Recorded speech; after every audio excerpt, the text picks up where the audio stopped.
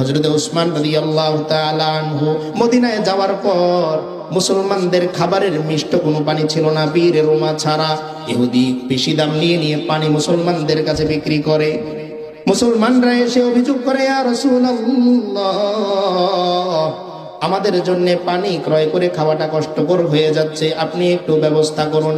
আল্লাহর রাসূল ঘোষণা দিলেন, ও আমার সাহাবীরা, তোমাদের মধ্যে এমন কে আছো যে এই বীর রোমাটা কিনে দিবে?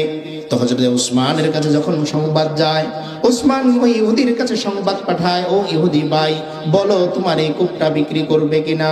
তো ইহুদি বলে, না না, আমি কূপ বিক্রি করব না। সর্বশেষ অর্ধেক কূপ বিক্রির জন্য তাকে রাজি করায়, অর্ধেক কূপ বিক্রি করে। কিছুদিন যাওয়ার পর যখন ওই ইহুদি আবার লসের শিকার হয়, উসমানকে ডেকে বলে, উসমান, এখন আমি আমার পুরা কূপটা বিক্রি করব। তো হযরত উসমান ৩৫,০০০ দিরহাম দিয়ে ওই কূপটা